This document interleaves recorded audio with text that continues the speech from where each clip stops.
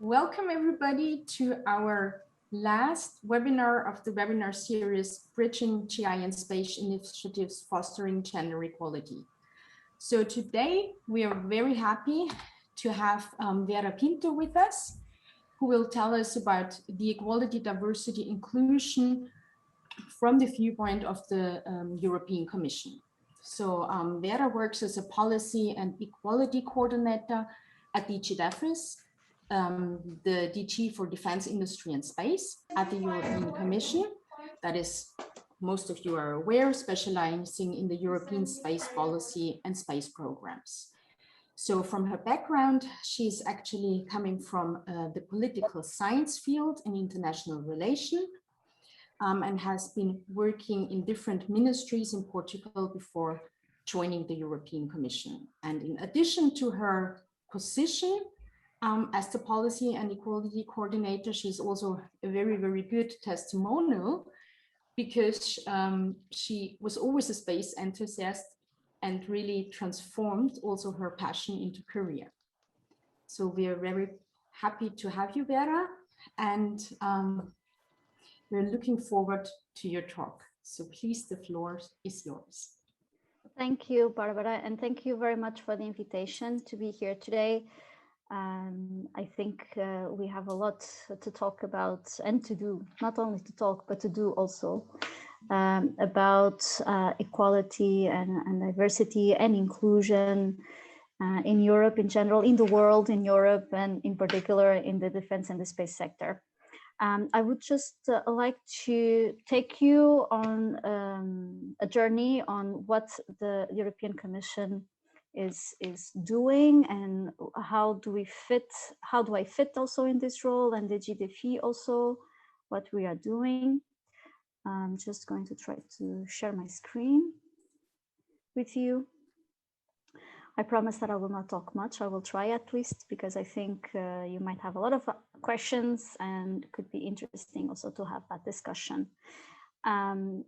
So indeed, since I am the equality coordinator for the GDFI, and I will explain you a bit further what this means. And I have this role for 1.5 years, something like that. And so since then, I'm trying to work and to develop also my own knowledge in these areas and to understand a bit more the problems, the reasons behind it, and so on. So although lately we speak a lot about equality, diversity and inclusion, and especially inequality in the European setting, the truth is that equality is a basic principle of the EU. And it's enshrined it's written in the treaties since the beginning of the European Union. So it's nothing new. The ones that you see, the 2 articles that you see here is from the latest treaty, that is the Lisbon Treaty, known as the Lisbon Treaty, that entered into force in 2013. And as you can see, it's quite clear that the activities the Union should aim to eliminate inequalities and to promote equality between men and women, and to fight discrimination based on sex, racial or ethnic origin, religion or belief, disability, age, or sexual orientation. So this is what for us we call the 6 dimensions of equality. And if you look at the treaties, if you look at the EU Charter of Fundamental Rights, if you look at the Pillar of Social Rights, you will see these principles embedded in those legal texts. Now, why are we talking a lot about this now, at least at the European Union and European Commission level? Is because Ursula von der Leyen, when she was elected president of the European Commission and she took office in November 2019, she made one of her political priorities the Union of Equality. And one of her priorities, well, first, she was the first woman to become president of the European Commission. So this was already breaking a lot of traditions, let's put it this way. Then she was the first to have a gender equal College of Commissioners. And this was, again, her decision to make it so. and also to pass a very important message, because in fact, gender equality is for her one priority. And immediately when she took office, she created an internal task force that is called the Equality Task Force. And this is where I fit. So this task force exists internally. It means that every Director General of the European Commission has an equality coordinator. So I work with colleagues from all different DGs. We have a team of experts that support us in this work. And one of the things that we need to do is to embed equality, the equality principle and the anti-discrimination aspects in all policy areas. We call it mainstreaming equality. So that means that everything that we do, we need to have this dimension into our mind, and to go back to our work and see it's missing this, or we can improve this, and then include it there. But I will give you some examples further ahead. So Ursula von der Leyen arrived to the Commission. She made this a political priority and pushed really forward this. And this is very important. Why? Because we know that when the legislator takes action on something, the progress is faster. And just before we started this event, we were talking among us how many years it will take to take gender equality. And we reach an agreement, because there's different sources, that it will be more than 100 years. But of course, the legislator has this ability to push a bit further. And why gender equality is important, and I'm pretty sure that on the previous events you already spoke a lot about these different dimensions, so I will not go into much detail, but you need to keep into your mind that we need gender equality for a number of reasons, not only for because it's the right thing to do, but also because, for example, at the economic aspect, that sometimes this is what industries and more businessmen like to hear, they also has an impact. And it's known, and there's a huge number of studies already done on the impact of achieving gender equality or promoting gender equality in a company, the impact that it has, the positive impact that it has on its profits. So everyone gains. And when we are speaking about equality, it's not taking from one place and give it to another one. No, it's just making it accessible to everyone. It's putting everyone having the same rights, the same access to education, the same access to jobs, the same access to even your salary. Because it's also a thing, and I will speak, as you can see it here, one of the initiatives that we had, for example, was related to the pay transparency. Since 1957, since the Treaty of Rome, that you had already the concept of equal work with equal pay. Okay, so this is like more than 15 years ago. Equal work, equal pay, but still today, you don't have this. You don't have equal pay, equal work, and you don't have equal pay, equal work among men and women. And so one of the measures that we are working on at the Commission level, and don't get me wrong, nothing that you see here except the LGBTI, that it was a new strategy never done before. We already had some legislation in the beginning of the century, EU legislation. We put it into force. We saw that some member states were more quick or keen in adapting it than others, and adopting it at national level. We saw that there were member states progressing faster than others. And we also, as part of anything that is related to public policy, is that you always do constant evaluation. And by doing this evaluation, you can improve the legislation. And this is what we are doing now. We are going there. We are going to see what was done in the past, what went wrong, what could be improved, and we are improving it. And the pay transparency is one of them. So there was a proposal early this year to improve this question of the pay transparency and the equal pay, to close the gender pay gap. And I will give you a very concrete example on what concerns the gender pay gap. For example, you know that the life expectancy of women are higher than men. Okay, so women live longer than men. This is a fact. You even have a lot of jokes about it, around it.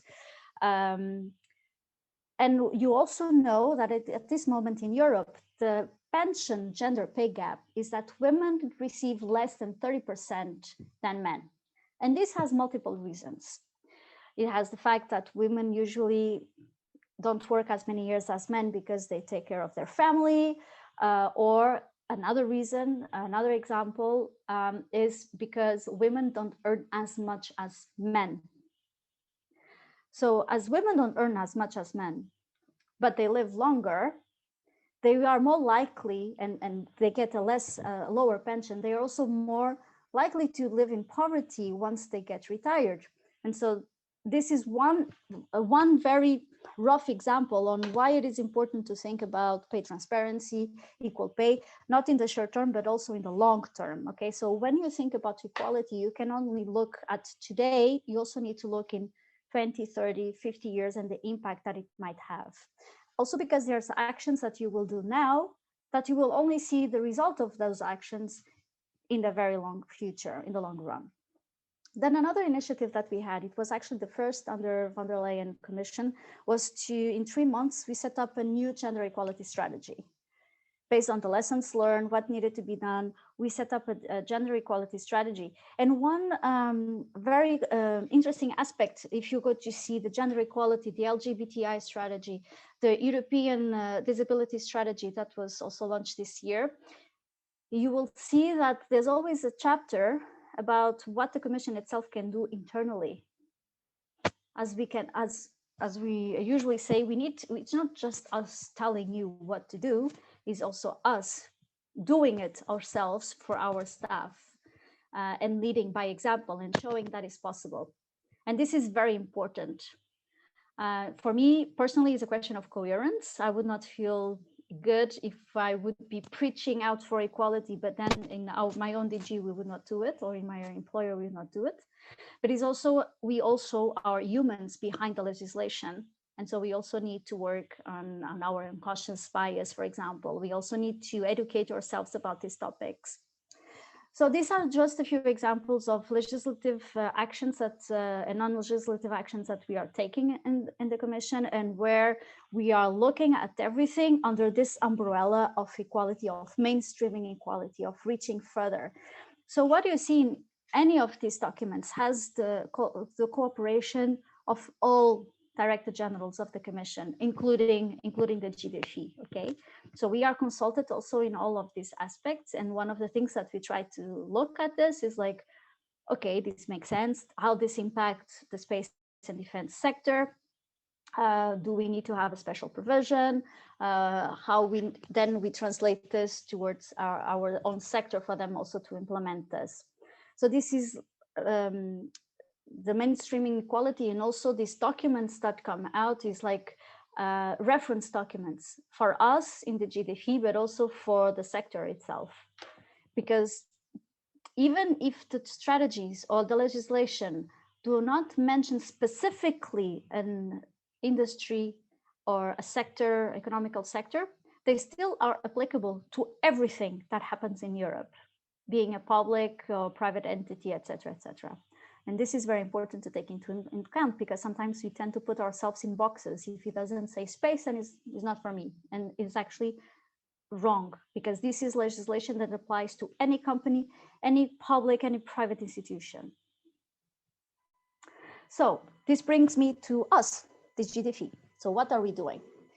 So as I explained, I'm the equality coordinator, and I have contact points in all of our units. In the GDFI, some with I work more than others, and what we try to do is exactly mainstream equality in our work. So recently we approved a kind of guideline for ourselves that we call the work plan, the GDFI work plan on equality, diversity, and inclusion. And what you see in this slide is the 3 streams that we are working on, and that we are slowly developing our work. So one is internally. It means that how can we improve the awareness and good practices and capacity building of our staff? How can we do that? The other one is in the sectors that we work on. So the GDFI works for defense industry, civil aeronautics, and space sector. So these sectors are traditionally everything except gender equal at all. If they are a good example is actually for the bad example that they are, because we know that for a fact that we have still a lot to go on what concerns gender equality. And so one of the streams of our work is also to understand how we can mainstream diversity and inclusion in defense industry and civil aeronautics and space sectors in Europe. And then the last but not the least, we have space.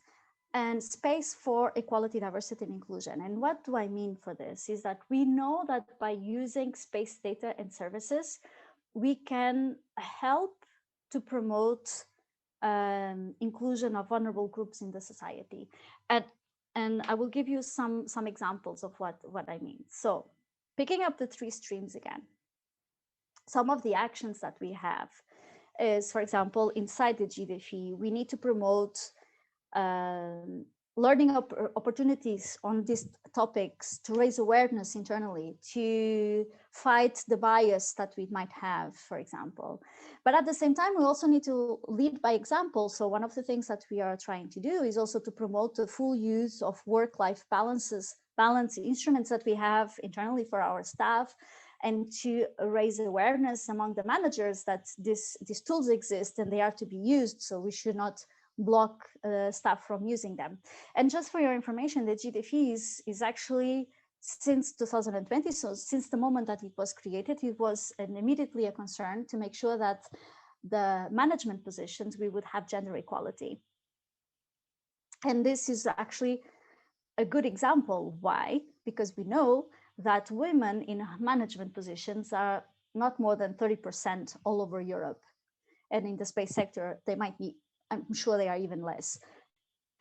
So we want to pass the message that it is possible to have a work-life balance and at the same time to have women in management positions, and with this sending a message also to the outside world. Then on the defense industry and space, we have a few actions that we are going to put it on board. So one of the things that we want to do, and most likely still this year you will hear about it, is that we want to map the current status quo in Europe. What do I mean by this? It means that we do policy evidence-based. And at this moment, we know that there are some statistics. Even Women on Copernicus did a small survey also specifically on women in the Earth observation. So in Copernicus sector, we know that there were some Earth observation statistics. OECD, for the first time in July 2019, had a chapter on gender equality on space. We know that some industry associations, they also gather some figures, but there's no true methodology behind, and then the numbers also differ, so it makes it a bit difficult. So we want to know exactly, to take a snapshot on where we are today among these sectors, so defense industry, civil aeronautics, and space in Europe, downstream, upstream, midstream. We want to know exactly where we are, so in 5 years, 10 years, 15 years, we can have benchmark and be able to evaluate if the policies and the actions that we are taking, if they are actually doing results or not, or if we need to change something. And this exercise, when we are talking about public policy, is extremely important, because you are constantly evaluating what you are putting into place and the impact that is having. And so we want to start by doing this. And from there, identify the gaps. That I'm sure that we will identify even more gaps that we are aware now. And from there, try to do something meaningful and set it into place. Another thing that we are also working is that we don't want to reinvent the wheel. We know that there are already a number of actions there. We know also that there are already a lot of tools that are available, including from the European Union. And so there's no need to reinvent the wheel or spend energy in something that is already there. What we want is to raise awareness that these tools exist. So you are free to use, they are free of use here, they are everything for you. And one of the things is the EU diversity chart, as I already mentioned this in previous events that I spoke, because this is actually a platform that allows the industry, private institutions, NGOs, whatever organization, type of organization you are, it allows you to have support, training, best practice exchange, free of charge, and all the type of support that you need to increase diversity in your own industry. And when I'm speaking about in your organization, sorry, and when I'm thinking about diversity, I'm not talking about geographic diversity. I'm talking about the 6 dimensions of equality that I mentioned. And then one of the actions that we had there was actually to include this aspect, you know, to mainstream equality in the Aerospace and Defense Skills Pact, that I will show you in a minute that we already did that. So it's actually quite good. And then the last but not the least, when I'm speaking about space for promotion of equality and inclusion, is because, as I said, we saw already in some of the competitions we organized that there are companies fostering applications, creating applications. They have ideas of applications that can actually help to, you know, like an impaired vision person to walk on the street and to go to the supermarket and give him autonomy, or even people with invisible disabilities like autism or Alzheimer, etc. So we know that there's this potential, and so we want to foster it more. So it's not just about what we can do in space, but also what space can give to the society in what concerns diversity and inclusion. So as I mentioned before, the Aerospace and Defense Pact Skills is one of the examples of mainstreaming equality in policy areas. So it actually happened in November last year, 2020. And this pact was actually very ambitious because it aims to upskill around 6% of the workforce every year. So it's a lot of money. We are talking about the public and private investment of over 1 billion euros over the next 10 years. And this will help to upskill the workforce. And this Pact for Skills is actually covering a lot of ecosystems. And the Aerospace and Defense was actually the first one. So it was already signed. And if you go look, you know, the companies, they need to sign a charter of the Pact of Skills. And one of the things is exactly, and I quote, is you see the quote in my slide, working against discrimination and for gender equality and equal opportunities. So this means that the companies that are part of this pact that will have over than 1 billion euros for the next 10 years, they commit themselves also to work against discrimination and for gender equality. And so this might not seem much, but basically it also means that the European Commission can come back and say, but we are giving you 1 billion euros and you are not doing anything. So you're forgetting this part. Once again, here the legislator trying to push for the things to happen. So it's not just getting the money, you also need to have something in return. Then early this year, there was this big announcement on the action plan on synergies between civil defense and space industries. And it has major projects that we are working in space, etc. And once again, we included the equality dimensions in this document as one of the priorities, something that we need to work on. And one of the things was, again, the skills, the lack of attractiveness to women and youth in particular to work in these sectors. Something that we also need to wonder, why women don't want to work on this. And just for your reference, and this is the European Union average, okay? Because then if you look at national level, then you have a lot of differences here.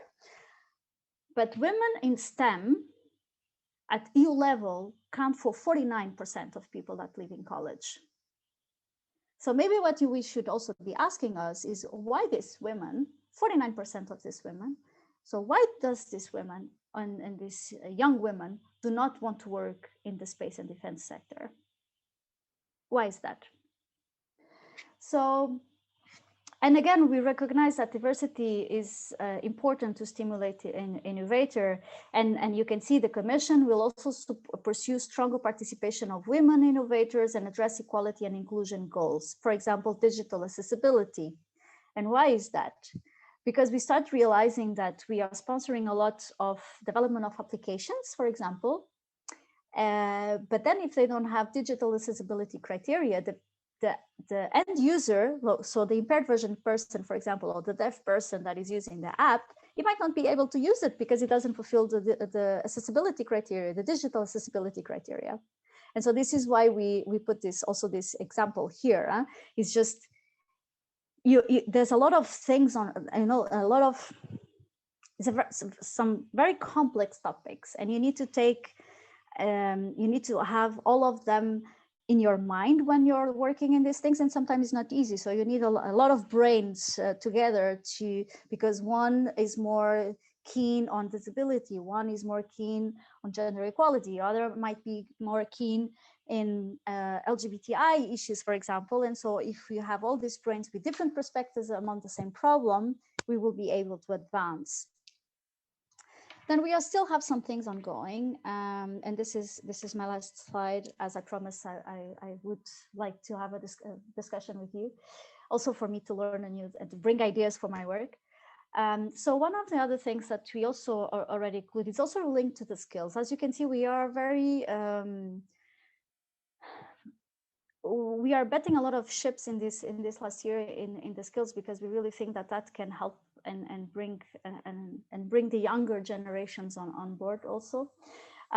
Is that on the Horizon Europe on the cluster 4, that is where we have the space related program, we included a project on skills for the space sector, and under this we are going to develop a number of activities to identify the needs for education and skills for the space sector, but also to develop solutions to reply to future needs of the space sector. So it's not what we need today, is also what we might need in 10 years.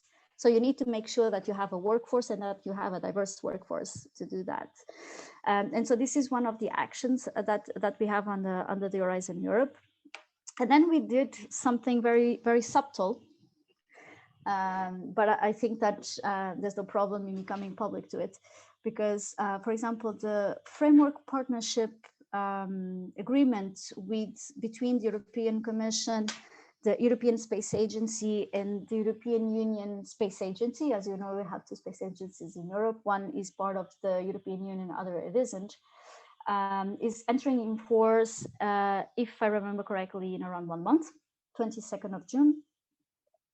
And one of the clauses that we included there is actually related to equality.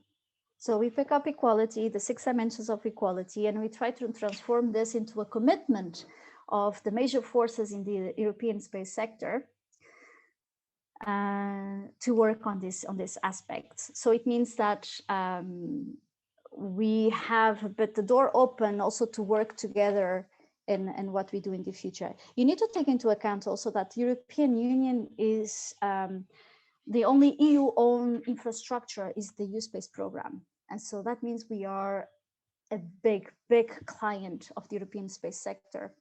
And as a big client, that comes also with a huge responsibility, because it means that our choices can shape the sector. What we decide to do when we launch a contract, what we, if we bet more in one technology or another technology, if we decide that now we will have procurement criteria linked with equality or green space or environmental, etc., we are shaping the sector. And so starting to have these type of clauses in our contracts, that the company is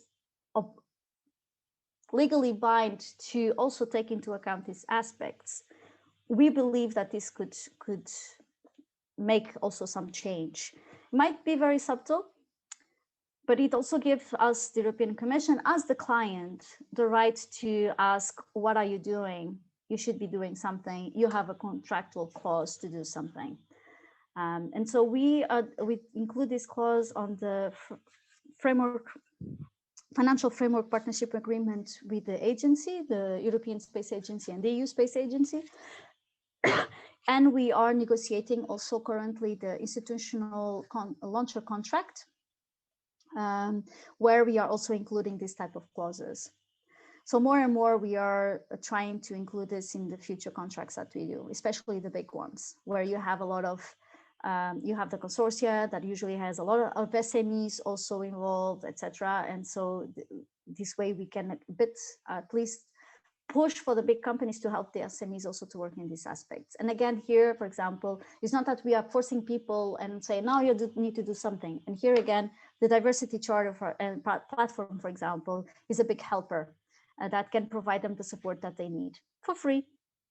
Oh, taxpayer money, but still for free. And then some of other things that we are trying to do, we are trying to bring this topic to the discussion. We organize a number of events, big events every year that usually has all different type of people coming. And so last year for the first time on the European Space Week, so it's last year was 4-day event because it was online, but usually it's more than that, that gathers people from all different type of sectors that come to share their users' needs and how the space program can help. But at the same time, we are also showcasing the applications that space can have. Last year, for the first time, we had a specific session on space for equality, diversity, and inclusion. And on this session, we showcase not only some good practices from the space sector itself. And for example, one example that we had was actually from Copernicus. It was the Maritime Service that had recently launched a feature on the maps that for colorblind people. Very simple, but the maps became accessible to a huge number of people in all over the world. And it's just a question of coloring the maps with a different palette of colors so that these people can see it. But we also showcase some examples of applications, even for example, that can be used for victims of violence to ask for help, for example, and used by legal authorities when we are talking about violence against women, etc. And the last one that we organized was actually in May, where we organized a workshop on gender equality in aerospace and defense, where we try to promote a bit of discussion, but with a different angle, because I usually say that commission events are, especially these days that we are virtual, is like we talk, you listen kind of thing. And so we try to make it actually a bit the opposite. We try to make the space where people will feel comfortable to actually go beyond the talk and think in concrete things that they could do in their own organization. So we try also to show that no matter the size of your organization, no matter the stage of the process where you are, something is possible to be done. So we had 4 different companies with 4 different people from different positions inside the company. Some with a more personal story, others with some more institutional story. All of the companies were in different process of achieving gender equality in the company, and they all had the same problems. They had common problems, different problems, and they all needed to, in a certain way, to overcome. And the reason why we wanted to show this is because one of the things that I hear a lot, at least, is that, yeah, but we don't have the resources, we don't have the money. And I usually say that there's no problem in being creative when you have the money. The true creativity is when you need to do omelets and you don't have eggs, and you still need to deliver an omelet.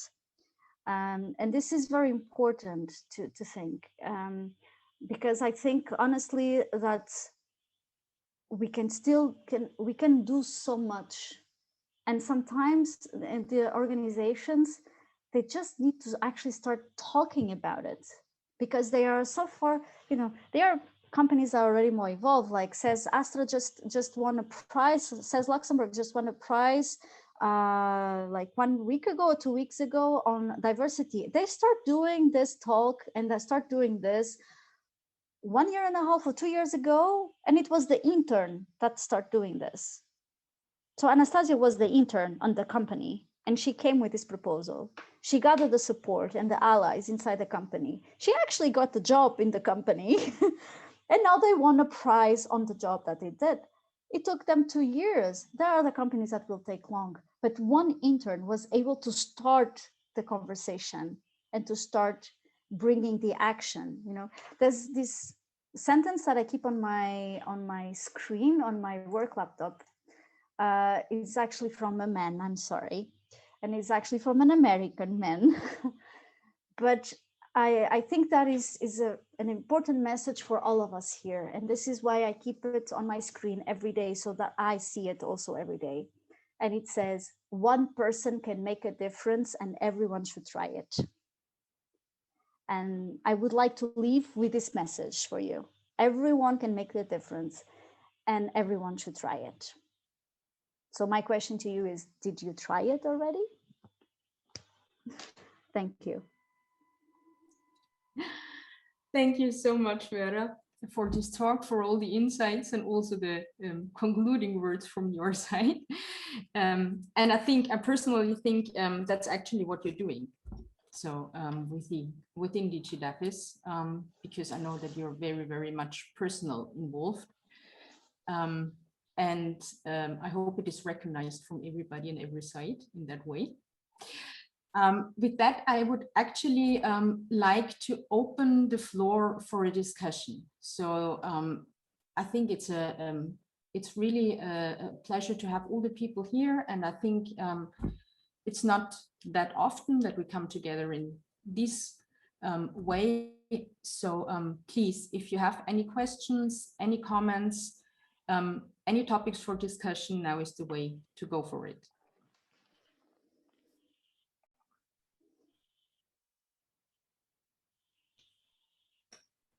Okay, as maybe people still need to think a bit. I would have one question or comment from my side. So you said that this gender mainstreaming is one of the things you're really involved in, and it's very often a prerequisite. And that we also know that the space sector is very much male dominated still. So do you think, or from your experience, are there different tools or approaches needed, especially in such male-oriented sectors? Because, for example, what I'm a little bit astonished is that the monetary benefits from diversity, I think they're proven, or at least, yeah, very showcased, but somehow they are not paid enough attention to. So, although this should be also in a male-dominated sector, like, for example, from a CEO, from a company, this should be something that they should be interested in, right? Yeah, I think there's still a lot of cultural change that is needed, even on the mentality of managers, because you need to have the managers on your side if you want to have such an action, especially if you want to go big. And we know that in companies that the manager is on board, your boss is on board, the direct boss is on board, it makes your life easier also. And I speak for myself, I'm lucky because I'm my DG, both Timo and Katrin Cavada and my currently Christoph Kautzer is my current head of unit. All of them are quite keen. And my colleague Anne Fort is at the head of unit of the defense side. She's also pro to this. Also the colleagues from the Galileo and Copernicus technical units. And so my life, it's much easier because it's completely different if you come to a colleague and say, look, now you need to think about this. Let's think about this, you know? And they say, I have so much things to do. I don't have time for this. But if his boss says, you need to think about this, it will make the time. But this, of course, implies a lot of cultural change. And to be honest, I know that we live in Europe, and even here in the house, I live with an engineer. Okay, my husband is an engineer. He works in the gas industry, so also very men-oriented industry. And sometimes I'm talking with him about these topics. And we had already a few discussions among us because he sees the world with different eyes that I see, because he's a man and I'm a woman. I had experience that he didn't have. So I remember he's Belgium, and I remember telling him that Brussels is an unsafe, it's not very safe city for women in the center, especially in the evening. And we were saying, what are you talking about? I had never had problems in my life, and I live here since ever, and you only live here for like 6 or 7 years. Oh, what are you talking about? Until the day that we were having a dinner with friends, with couples, women, men around the table, and this discussion came onto the table, and he realized that his perception of the safety of the city was completely different because he was a man.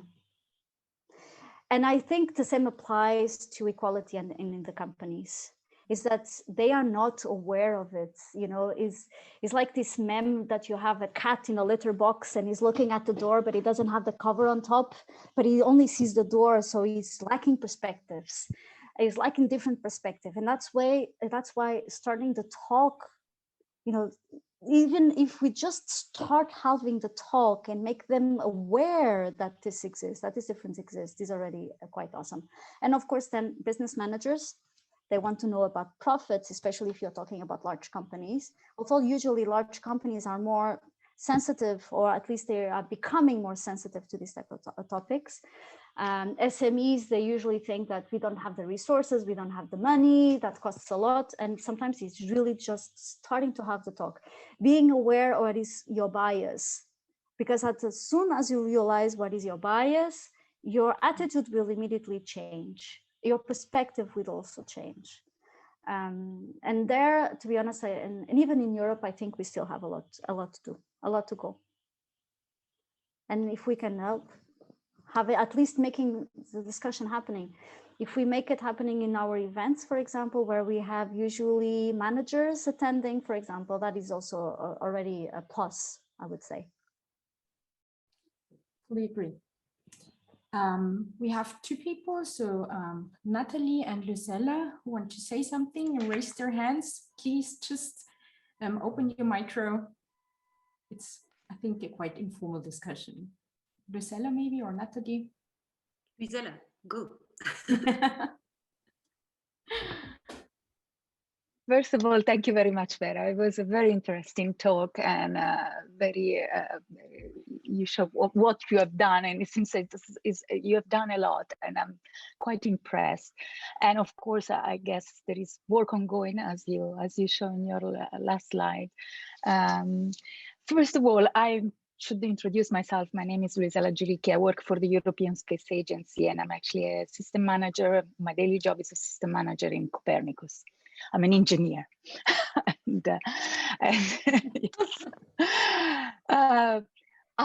Let's say, I have experienced the issue on my own skin since many years. I have got, as my volunteer engagement, been dedicated a lot of time since many years to the issue of diversity in the aerospace sector. I'm actually now president of the Women in Aerospace. You may have heard about this association, which is a worldwide association and which has a European branch. By the way, so sorry to interrupt you, but yeah. I'm a member. Great, great, and indeed has been through the 12 years of this association, has been a very hard work to move forward. Let's say, from being a very minor groups in the companies or in our work realities. And the statistics indeed are very poor. There are no official statistics. There are quite, let's say, I would call it qualitative. When we say 10%, you were talking 49% of the STEM are women. And then when we go and look at aerospace sector, this goes down to basically 10%. Yeah, 10%. These are the numbers. And more importantly, I would say that this should be at all level, because we need to create a critical mass. When in a workplace there is a critical mass of diversity, I talk about gender, but we should say diverse environment, that is where not only creativity, productivity, but also this foster the example, or helps others to join, and other women, other, let's say, minorities to join. So it is very important to reach a certain level of presence in the workplace. And before that, as you rightly mentioned, awareness, continuous is very important to continue to talk about awareness, being aware that we are discriminating, even unconsciously, even women, by the way, not only men.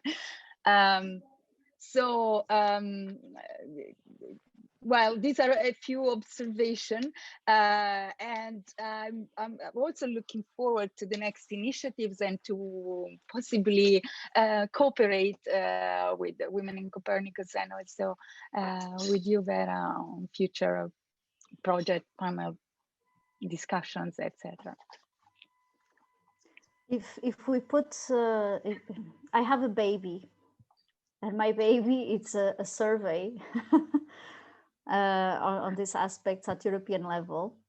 And I've been working on this since November, because you start discussions. And as you rightfully said, there's not much statistics. So I've been in a long discussion with Eurostat about it.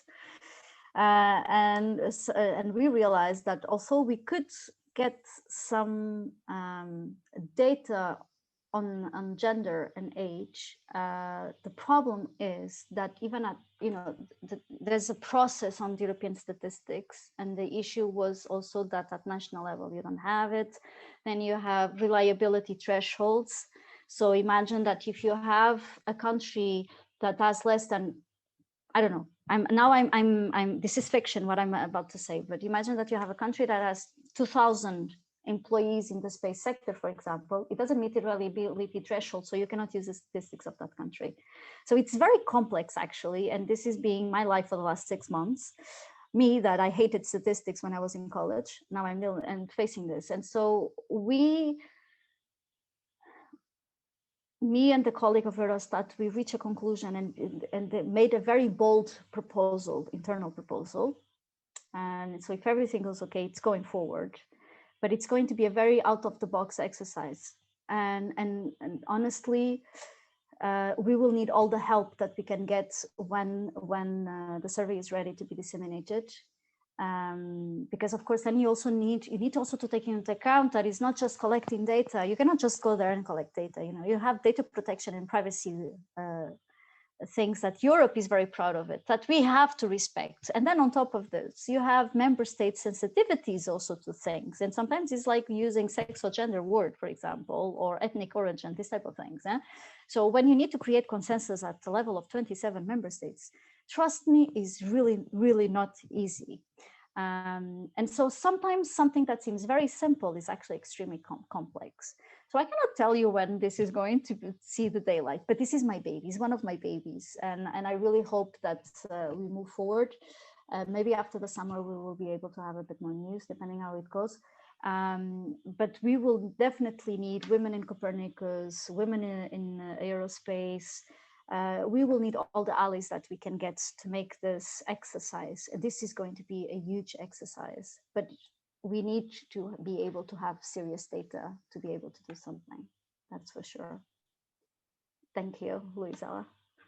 Thank you. No, indeed, you're totally right. Data-driven decisions and action funded on facts. Yeah. Sorry, Natalie.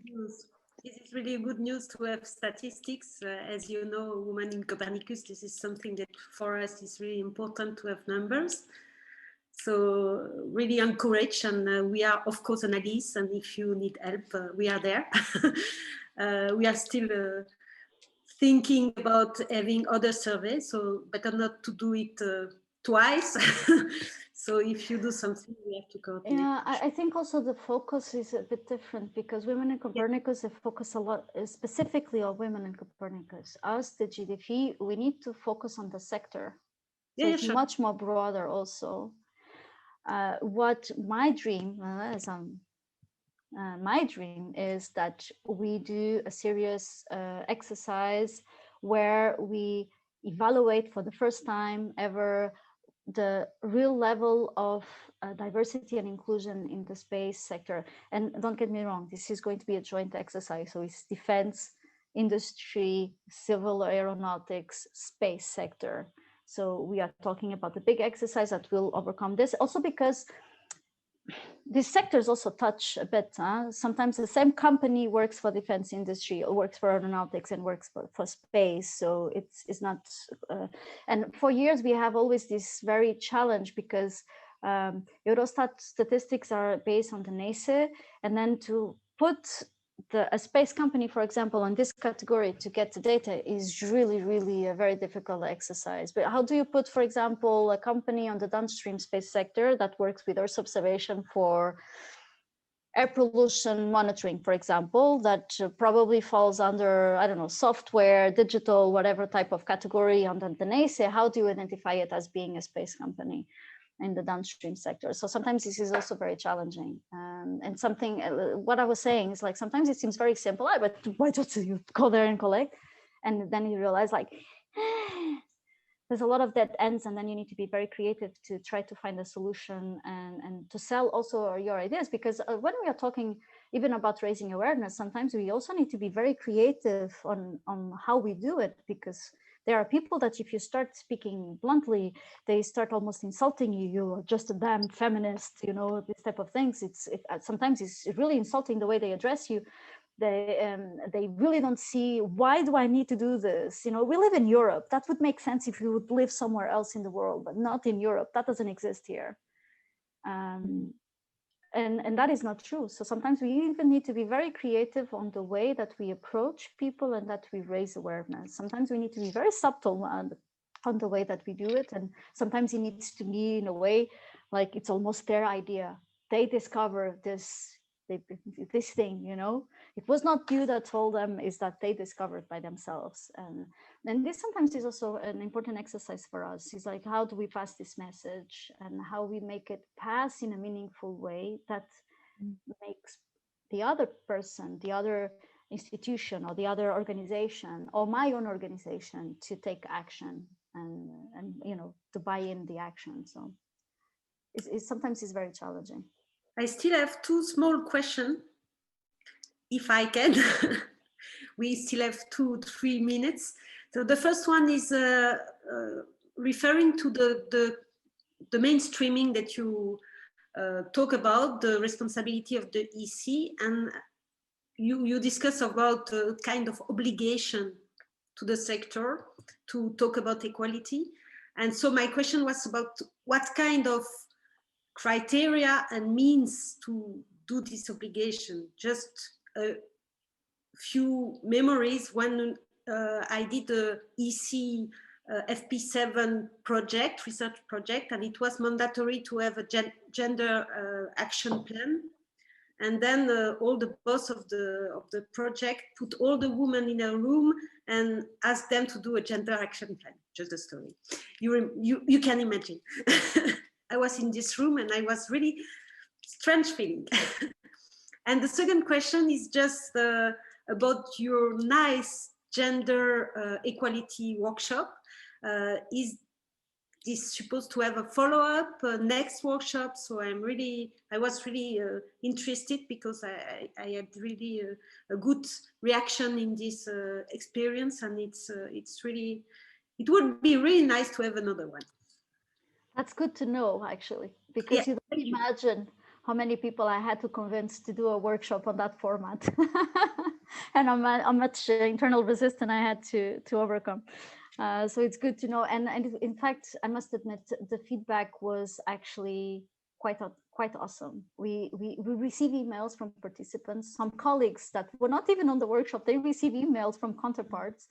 And then they sent it to me, and it was quite good, because it was also a showcase that this is something that we can do, and there's a wish for us to do it. So of course it makes it easier to make it happen in the future. But you need also to take into account that organizing Alpha Day workshop like that one, it took us 4 months of work.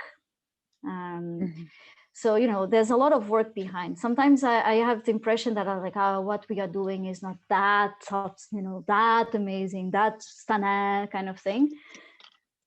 But there's a lot of work done in the backstage that I think people are not aware of. And sometimes there are things that can take years to happen. So at this moment, my wish is to do more. Not sure in which format or when, because it's also like, you know, these days you have so many events, so you need to be, you know, strategic on when you do it and how you do it. What I would like to have, for example, is every year on the Space Week to have 1 hour, 2 hours, a session specifically for this, even if it is like unconscious bias training, parallel session, whatever thing, you see. But and then it's also about you know, taking the pulse. I usually say I cannot do policy with Google in front of me. I need to have policy by having this talk, for example, with you and understanding a bit what you feel it works better than others, etc. And then bring these insights to my work and then do the planning and make it work. So we did the first test drive on the Space Week. Now we did this test drive with the workshop on equality. So we have a better view today that we didn't have 1 year ago, what works best and what people are open to participate in. What I still don't have an answer is, how do I bring more men to this discussion? This is a question that I have already for like 2 years and I still don't have an answer. How do I bring more men to this discussion? But most likely we will have something at the Space Week for sure.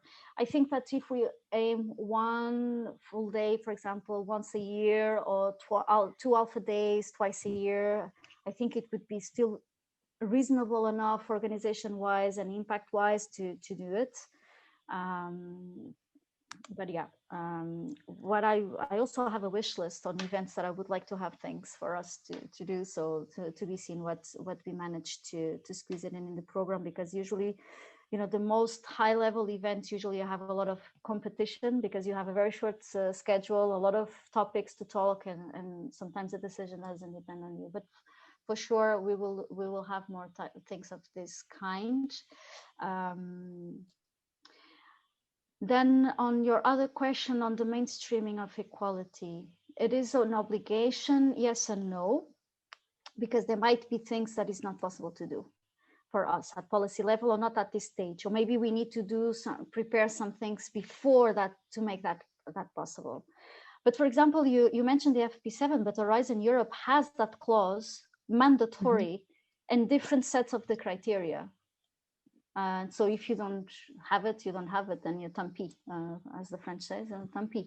But for example, that raised me a flag for myself, actually, on my role of equality coordinator. That was, okay, but we have a lot of space organizations that they will apply for the Horizon Europe. So how this might impact them and how we can help them to fulfill that criteria.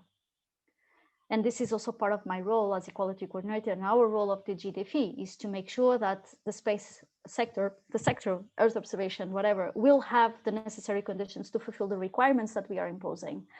And so this is also an exercise that I'm doing internally, and I'm in contact with my colleagues responsible for the Horizon Europe. And we are thinking on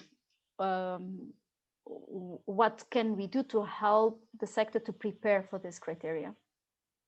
Would it be a training, a set of webinars? I don't know at this stage. We are still trying to understand the exact implications that the policy will have. So see, this is also very important, because we had a policy, we did a change, and now this will have implications in the real world. So we need to assess exactly what are the implications and how we can help them to prepare. And this might pass, for example, during the Space Week, for example, to have some webinars related to how to prepare an equality plan, because I also think that most people don't know how to prepare an equality plan. And again, it will always depend on which phase of the walk you are.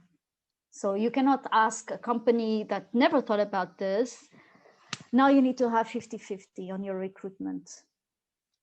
they still need to first to be aware that they need to do the change, what this means, what it means equality, what are we referring when we say this, how to use the right language on the human resources, how they might need to change their human resource policy, they might need to start publicizing their vacancies somewhere else, for example, if they want to attract more women, or they just might create a partnership with universities and receive women trainees to increase the skills and to change the cultural minds in their own company, for example. And also the thing that I was saying in the beginning, why women are not coming to space sector.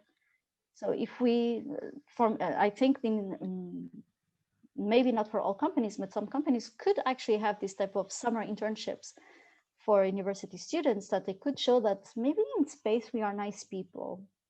And it's safe for you to work here, because I think they also, it would good in a way to show the men that women are good professionals and be able to learn and to do things and make things happen, and at the same time to show that space and defense sector, space in particular, is not a bad place to work. And this is me being creative and brainstorming with you, but it's, there's so many things that you can do, and sometimes it's brainstorm. If I may, the policy is actually great. I think I am learning, and I don't know the detail of the clause for the contracts, but this is a clear sign. As you said, it's very difficult to create awareness in the right way, and talking to the right people, and talking and include men. Men are essential as well, and there are many men sensitive to the topic. So in the end, it's not that hard. But yes, we need to not look like belligerent on just the gender issue, and sell it properly. So I think the policy is great. I can appreciate the challenge from your side of make sure that then companies are in the right stand to apply for or to submit their bids for the contracts. But I really welcome that there is a policy. This is a clear sign. Yeah. And I'm very appreciated. Thank you. I'm getting and your work. I think also it's very important, and this is now me very pinned as a person and as a woman speaking. One of the reasons why when this task arrive, you need to nominate an equality coordinator. Every DG needs to have one. And one of the reasons that it was me and not someone else was because on my life outside the European Commission, I'm an healthcare advocate for people with my disease in Portugal. And so that means that since a few years, I'm very outspoken about it, and I fight for equal rights also, and for equal access to treatments, etc., etc. And to be honest, now if I pick that experience, my personal experience on this, and I bring it, and I think that one of the difference that I have from my other colleagues is not that they are a bad person. They are not. They were all, I love to work with them, all of them. Actually, I learned so much with them, and I know that the learning was in both directions. I never felt discriminated whatsoever with my working colleagues and with my managers. But I have a different perspective that they don't have as a woman with an invisible disability, and that automatically brings it's the different. I don't know if you know this story about the bacon and the egg. The chicken brings the egg, the pig brings the bacon, and I think when you bring the bacon, it makes it a lot of difference on the passion that you put, on how resourceful you are when you talk to other people, even how passionate you are when we talk about the topic with other people, and also how resilient you are working on the topic. And that is very important, because you always get a lot of no's, so you need always to go back and restart and think how you can do this, and then everything seems to be smoothly, and suddenly someone will say, I don't agree, and then you need to go back and be creative. And I think those qualities are very important, and so my message is that if you want to work on that, you need to be, resourceful, creative, and resilient, and very patient. Sometimes it's just, you just put the seed and you will see it grow in many, many years. If I may, I saw that S. Lang, I hope I pronounced it correctly, made a question, was a question. Yeah, and sorry, it's actually a very interesting question. Stefan is my name. Since today I don't have a follow-up lecture at 4 o'clock, I can stay, and that's very enjoyable. And if, of course, I encourage all of you to stay also a little bit. So this question is a little bit metaphorical because, what I believe is that, well, first of all, I absolutely appreciate all these initiatives, and I'm fully behind it. Yeah? So I'm fully supporting it.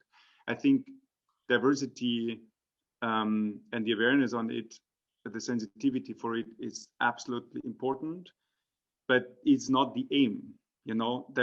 For sure it is the aim, but it's only the first step. Basically, it's a kind of prerequisite, because I would be much more interested in looking beyond it. Yeah. So assuming we have a diverse group of, it could be anything. It could be a team. It could be an authority. It could be the European Space Agency. Let's assume we have some perfect diversity.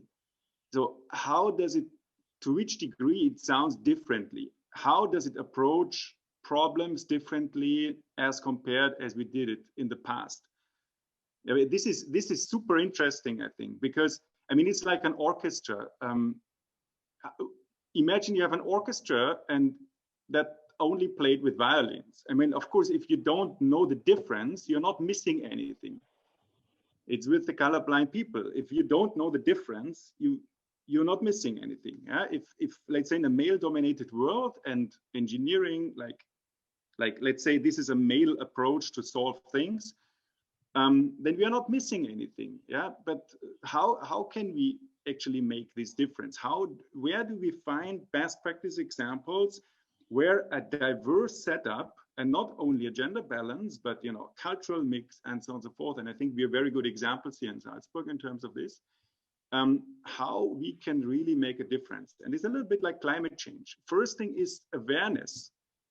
But assuming everyone is aware, then let's do something about it. Yeah, let's get started. And I think that it's just a little bit preaching to the converted. I know it's a sensitive issue, but we also have to be ready for the time when this thing is set up. Imagine everyone has accepted it, and we are a super diverse society. So we have to be ready for that. I want to see new solutions. I want to see new perspectives, and I'm really eagerly waiting for that.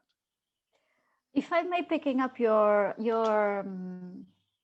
analogy you did with an orchestra, and there you, of course, you can build a lot of analogies, but you can also think about your favorite music song, the one that you really like, you constantly hear in replay, but then you have a cover, and the cover is even better than the original one, because they just look at the same song, at the same lyric, at the same music notes with a different perspective, and did it a little touch.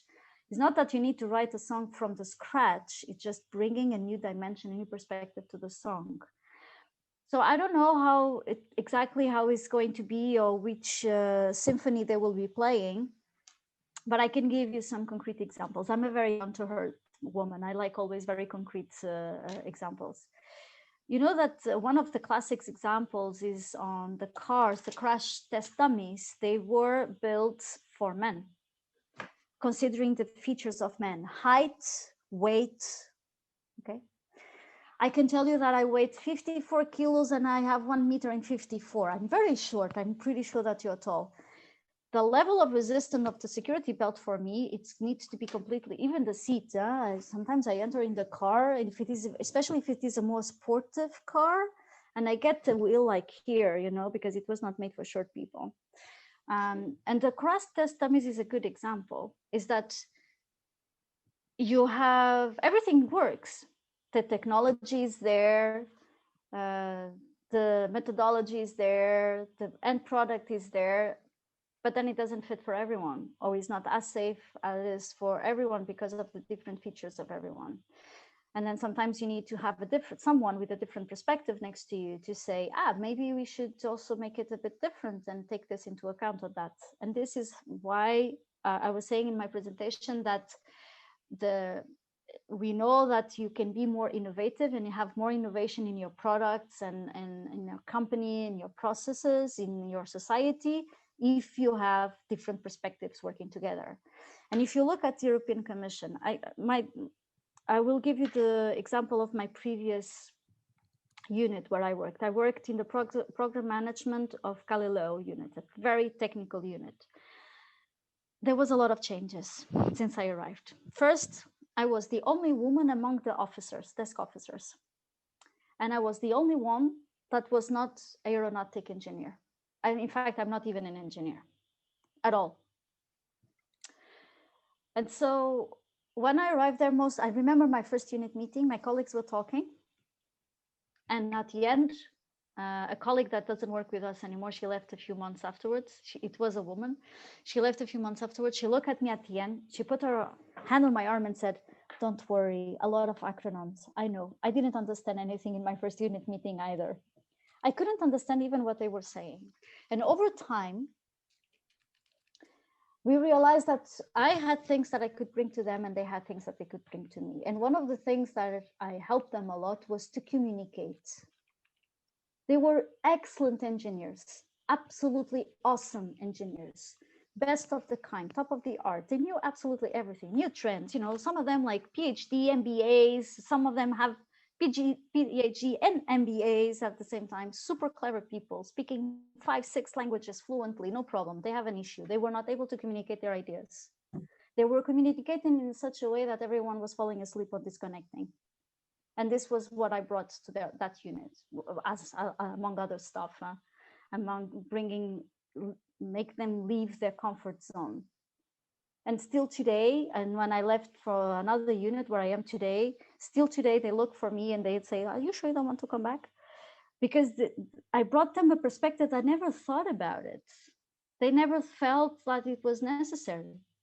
And then I start organizing lunchtime brown bag seminars at lunchtime and on my free time for them to explain technical things to non-technical people, and non-technical people and explain them, for example, how you do a directive in the European Commission, like legal issues. How do you reach an agreement? How is the process, institutional process? Because they only work on satellites and launchers. They know they are extremely good at that, but they had no idea how to do the legal stuff or the policy stuff. They don't need to do that.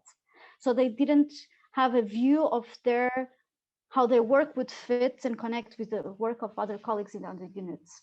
So we had things like how to do PowerPoint presentations, for example. If you could see some presentations of my colleagues from 10 years ago and from now, you will see a lot of differences.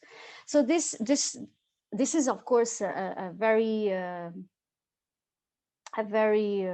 small example, but I hope you understand that it's the different perspectives that bring the end result and bring quality and innovation to the end result. Otherwise, you are constantly doing the same thing and you will be saying, "But we always did like this for the last 30 years. Why I should change?" By the way, I heard that a lot in public administration and when I was working in Portugal. Why do you have a new? Why having a new IT system? I always did it like that.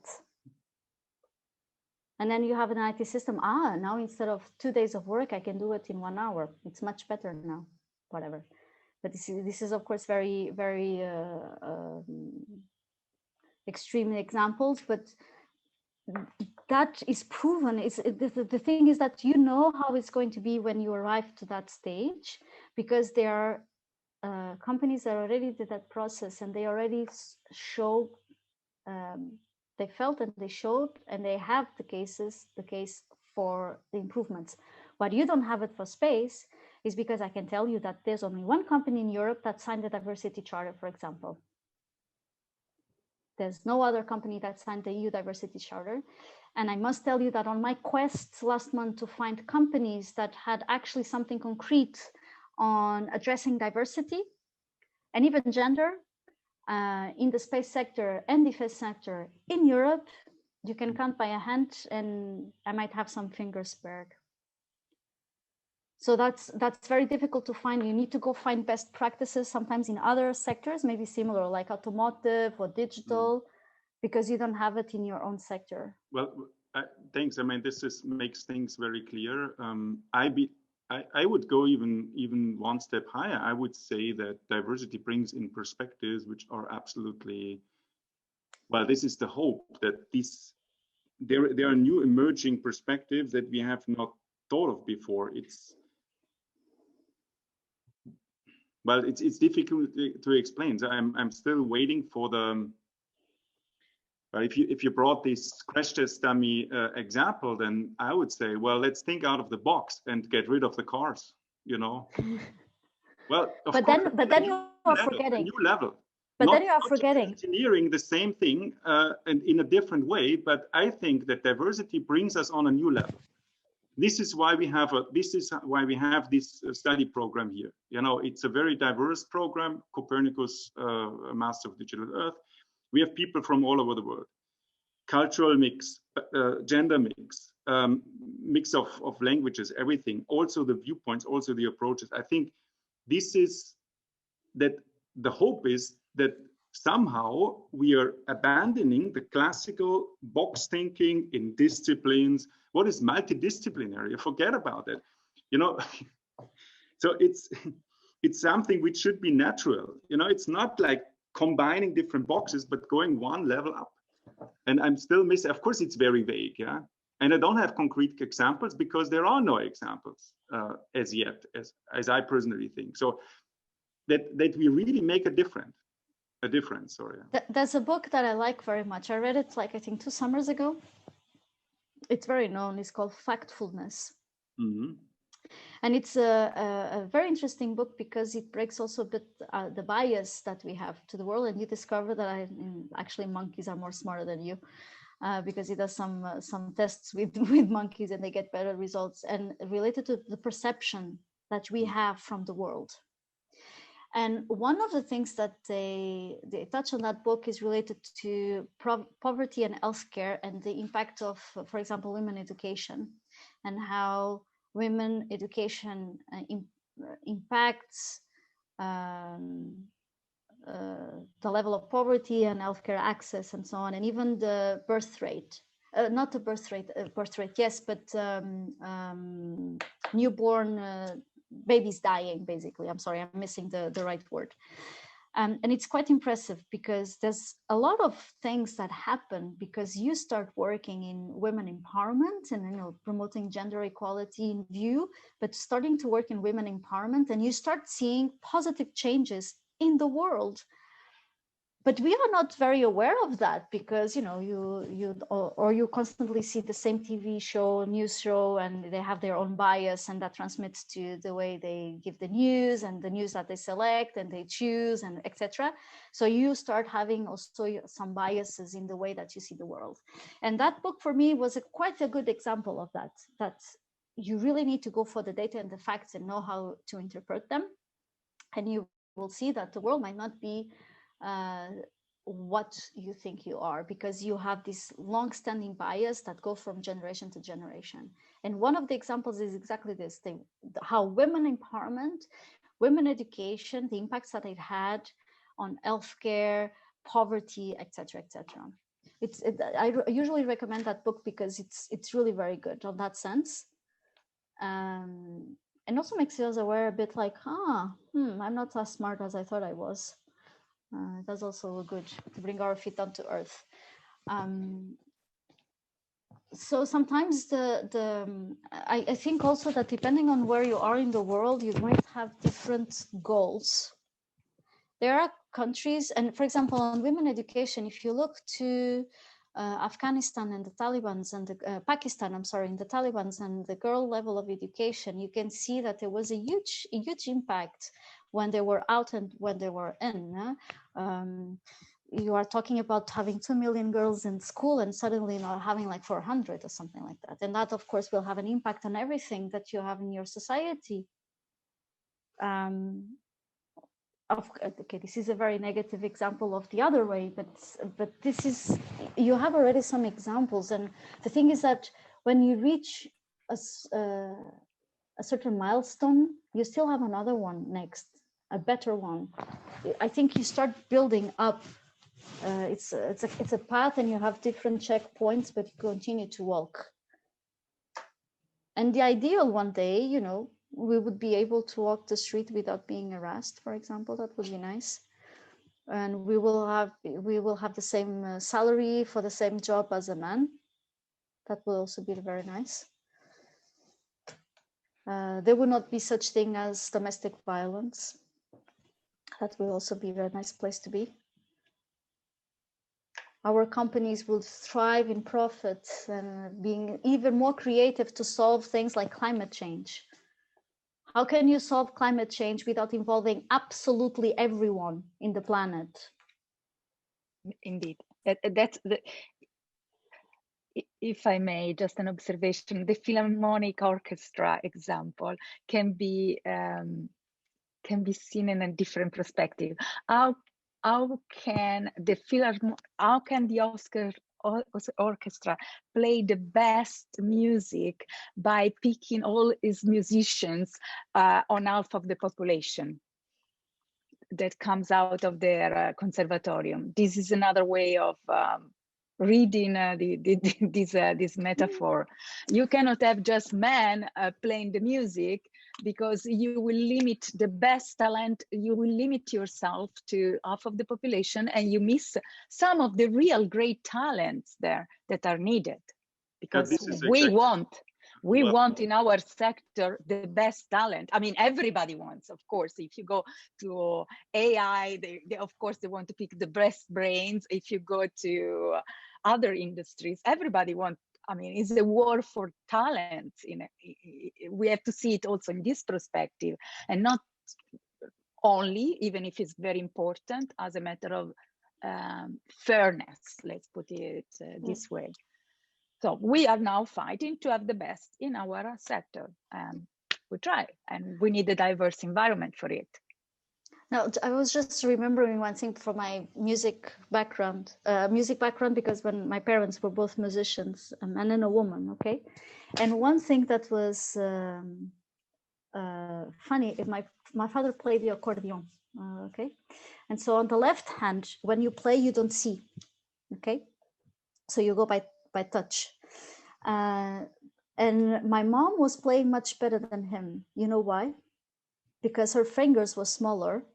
So she was better able to touch just one key instead of pushing one and going two behind because of the size of the fingers.